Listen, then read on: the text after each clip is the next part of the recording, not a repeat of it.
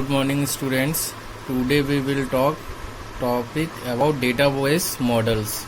So first we have studied about database. Database is a collection of data. तो database model describe करता है logically data किस प्रकार represent किया गया है. फिजिकली हमें पता है डेटा हमारा क्या होता है, फाइल्स में स्टोर होता है फिजिकली, बट जब हम उसको एक्सेस करते हैं तो हमें या तो टेबल फॉर्म में शो होता है डेटा, तो वो रिप्रेजेंटेशन हमारा किसके थ्रू होता है, डेटाबेस मॉडल के थ्रू. तो ट्रेडिशनली 3 टाइप्स के डेटा मॉडल्स होते हैं, hierarchical model and network model and third one is a relational model. तो पहले हम बात करेंगे हिरारिकल मॉडल की. हिरारिकल मॉडल में क्या होता है, in this model each entity has only one parent but can have several children. मतलब एक एंटिटी के सिर्फ एक पेरेंट होगा लेकिन चिल्ड्रन कई सारे हो सकते हैं. एंड सेकेंड कंडीशन है, at the top of the hierarchy there is only one entity which is called root. That means जो टॉप की हिरार्की होगी उसको हम रूट बोलेंगे. जैसे सपोज हम एग्जाम्पल लेते हैं एक कॉलेज का, तो कॉलेज के अंदर क्या होता है, डिपार्टमेंट होते हैं. डिपार्टमेंट के अंदर डिफरेंट कोर्सेज होते हैं और कोर्सेज अलग अलग फैकल्टी द्वारा पढ़ाए जाते हैं. हर एक डिपार्टमेंट में अलग अलग स्टूडेंट्स होते हैं. तो ये कॉलेज हुआ, जैसे डिपार्टमेंट हुआ, कोर्स हुआ, faculty and students, these are entities. इनको हम बोलते हैं एंटिटीज. अब कॉलेज क्या है, कॉलेज का नाम, एड्रेस, लोकेशन, कई सारे इनके जो प्रॉपर्टीज होती हैं इनको हम बोलते हैं एट्रीब्यूट्स. तो यहाँ 2 एट्रीब्यूट्स हुए हैं, नेम एंड एड्रेस कॉलेज के. अब बात करें हम डिपार्टमेंट, तो डिपार्टमेंट का अपना नंबर हो सकता है, डिपार्टमेंट का अपना नेम हो सकता है. नेम कुछ भी हो सकता है, जैसे कंप्यूटर साइंस डिपार्टमेंट है तो कंप्यूटर साइंस, आईटी डिपार्टमेंट है तो आईटी डिपार्टमेंट. अब कोर्सेज कई सारे हो सकते हैं, कोर्स का अपना नंबर हो सकता है, कोर्स का अपना नाम हो सकता है, उसकी ड्यूरेशन हो सकती है कि 6 मंथ का है या 12 मंथ का है, 1 ईयर है या 2 ईयर है. इसी टाइप से स्टूडेंट्स के नंबर हो सकता है जिसको हम रोल नंबर कहते हैं, प्लस नेम और वो किस कोर्स में इनरोल्ड है. इसी टाइप से फैकल्टी की अपनी आईडी होगी और अपना नेम होगा. तो हिरारिकल मॉडल में आप देखिए कंडीशन फुलफिल हो रही कि ईच एंटिटी, हर एक एंटिटी का ओनली वन पेरेंट है. जैसे डिपार्टमेंट का पेरेंट क्या है, कॉलेज, एक ही है, और इसके चाइल्ड कितने, 2. कौन कौन से, कोर्स और स्टूडेंट्स. तो हिरारिकल मॉडल में only single parent and more than 1 children है.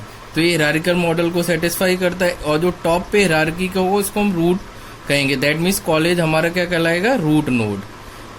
हिरारिकल मॉडल यहाँ पे तो हमने रिप्रेजेंट कर दिया है, लेकिन टिपिकल क्या होता है, कुछ रिलेशंस होते हैं कुछ एंटिटीज में, वो सिर्फ पेरेंट और चाइल्ड का ही रिलेशन नहीं होता, कई अलग टाइप के रिलेशंस होते हैं, उनके लिए सुटेबल नहीं होता है, जिसको हम नेक्स्ट एग्जाम्पल में देखेंगे. सेकेंड वाले मॉडल की हम बात करते हैं, नेटवर्क मॉडल.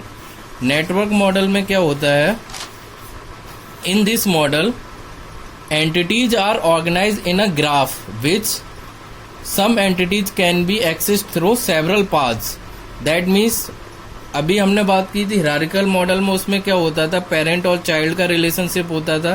कि डिपार्टमेंट की बात की थी हमने, जैसे डिपार्टमेंट का पेरेंट कॉलेज था, इसके चाइल्ड कोर्स और स्टूडेंट्स थे, उनके बीच में एक रिलेशन बना हुआ था. इसी टाइप से अगर नेटवर्क मॉडल की बात करें तो इसमें क्या होता है कि एंटिटीज जो होती हैं ऑर्गेनाइज्ड होती हैं इन अ ग्राफ फॉर्म में, ग्राफ में ऑर्गेनाइज्ड होती है. जैसे सपोज हमने यही वाला एग्जांपल लिया, तो जैसे कॉलेज है तो कॉलेज के अंदर डिपार्टमेंट है, डिपार्टमेंट के अंदर कोर्स है, कोर्स के अंदर फैकल्टी है. अब हम देखेंगे कि कॉलेज के अंदर डिपार्टमेंट है, डिपार्टमेंट के अंदर स्टूडेंट्स भी हो सकते हैं, डिपार्टमेंट के अंदर फैकल्टी भी हो सकती हैं. दैट मीन्स ये रिलेशन भी बन सकता है कि डिपार्टमेंट के अंदर स्टूडेंट्स भी हो सकते हैं, डिपार्टमेंट के अंदर फैकल्टी भी हो सकती है, डिपार्टमेंट ही कोर्सेज को रन करता है. इसी टाइप से स्टूडेंट डिफरेंट कोर्स के लिए इनरोल्ड हो सकता है और वो डिपार्टमेंट को भी बिलोंग करेगा. तो ये लिंक शो कर रहे हैं कि ये आपस में इनका रिलेशन है. डिपार्टमेंट का स्टूडेंट से भी रिलेशन है, फैकल्टी से भी रिलेशन है, कोर्स से भी रिलेशन है. इसी टाइप से फैकल्टी का डिपार्टमेंट से भी रिलेशन है, स्टूडेंट से भी रिलेशन है एंड कोर्स से भी रिलेशन है. तो ये नेटवर्क टाइप का बन गया जिसमें डिफरेंट नोड्स हैं और ये इसका पाथ कहलाएगा। जैसे कि यहाँ से कॉलेज से हम स्टार्ट किए, कॉलेज से डिपार्टमेंट, डिपार्टमेंट से फैकल्टी, तो ये एक पाथ ही हो गया। दूसरा पाथ कॉलेज से डिपार्टमेंट, डिपार्टमेंट से स्टूडेंट, स्टूडेंट से फैकल्टी, तो मल्टीपल पाथ्स को एक्सेस कर सकते हैं। अब हम क्या कहते हैं, जैसे कोई वेबसाइट बनाते हैं या कोई सॉफ्टवेयर बनाते हैं, जैसे लाइब्रेरी मैनेजमेंट हुआ, कॉलेज मैनेजमेंट हुआ, तो क्या होता है, दो टाइप के अभी मॉडल हमने पढ़े हैं, हिरारिकल मॉडल और नेटवर्क मॉडल। तो हिरारिकल मॉडल में ऐसे कई सारे क्या होते हैं, एंटिटीज होती हैं जो हिरारिकी को फॉलो नहीं करती हैं। इसी टाइप से नेटवर्क मॉडल में ऐसा नहीं कि हम हर एक एंटिटीज को एज अ ग्राफ में रिप्रेजेंट कर सकें। तो प्रैक्टिकली या मोस्ट डिफिकल्ट होता है नेटवर्क मॉडल और हिरारिकल मॉडल। इसलिए एक नया मॉडल लास्ट में डेवलप किया गया जो मोस्टली यूज किया जाता है, जिसको हम बोलते हैं रिलेशनल मॉडल। रिलेशनल मॉडल में क्या होता है, in this model data is organised in 2 dimensional table called relation. That means data जो अरेंजमेंट होगा वो टेबल के फॉर्म में होगा, जिसको हम क्या बोलते हैं, रिलेशंस। जैसे कि इसी एग्जांपल को लेते हैं, कॉलेज का क्या होता है, जैसे एट्रीब्यूट्स बताए थे, तो कॉलेज का नंबर हो सकता है, कॉलेज का नेम हो सकता है, एड्रेस हो सकता है, पिन कोड हो सकता है, कुछ भी हो सकता है। तो इसको हम रिप्रेजेंट करेंगे एज अ टेबल में। तो टेबल में क्या होती है, रोज होती हैं, तो कई सारी रोज हो सकती हैं, जितना डेटा इंसर्ट करना है हमें उतनी रोज बढ़ती जाएंगी। और कॉलम्स होंगे जो रिप्रेजेंट करेंगे एट्रीब्यूट्स को, दैट मीन्स उसकी प्रॉपर्टीज को। इसी टाइप से कॉलेज के अंदर क्या है, डिपार्टमेंट है, तो डिपार्टमेंट के जो एट्रीब्यूट्स होंगे और प्रॉपर्टीज होंगे उनको भी हम किस फॉर्म में रिप्रेजेंट करेंगे, in the form of table.